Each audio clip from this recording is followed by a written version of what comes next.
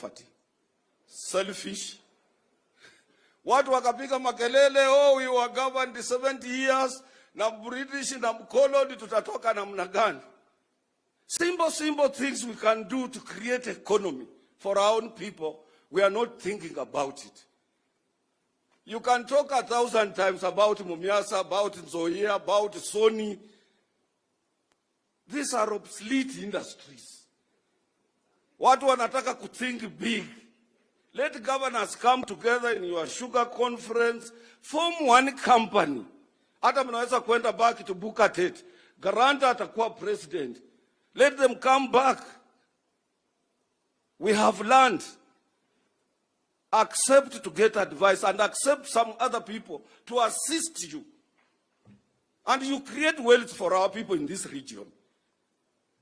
Because President sasa watu waluya mtafanya nini? Mimi ndio mtu wa kwanza kusema President William Ruto tukimchagua atabeba Central Bank kwa mgonga apeleke Sigoi. Leo hii President William Samoei Ruto amempa Waluya Central Bank. Nyinyi ndio mko nayo. Leo hii William Samoei Ruto amempatia kazi ya kucollect revenue, pesa zote za Kenya na kupeleka Central Bank. Waluya. Leo hii mimi alinikakuwa juzi kwa panel ya kutafuta mtu wa kushtaki wa kora.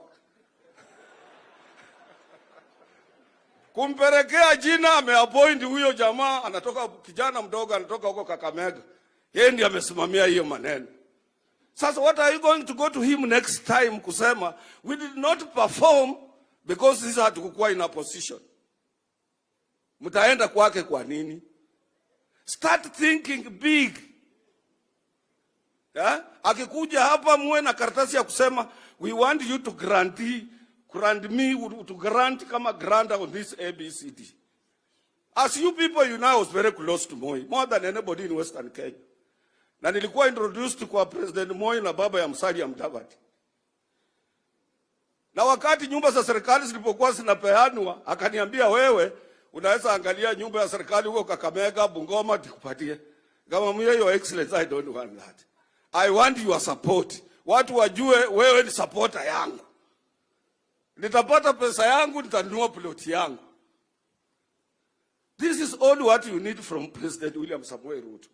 That support from him as a grantor of another business. And let me tell you, sisi Waluya tumeamua, your excellency. I know sisi tulikuweka kando. Ukatoka kando ukapita kwa sisi ambao tulikuwa na president. 2027 tena sisi tunaweza wewe namna gani? So the only answer, mimi nataka kuambia watu wetu, mambo ya election ya 2027 huko tumetoka huko.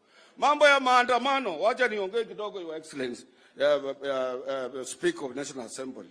Mambo ya maandamano ni ya watu hawana ofisi. Wale watu walikuwa kwa Azimio, akina Dr. Tuoma, Francis Atwoli, Governor wa Vihiga and the rest ambao walikuwa na ofisi, wakati election ilikwisha tulirudi kwa ofisi.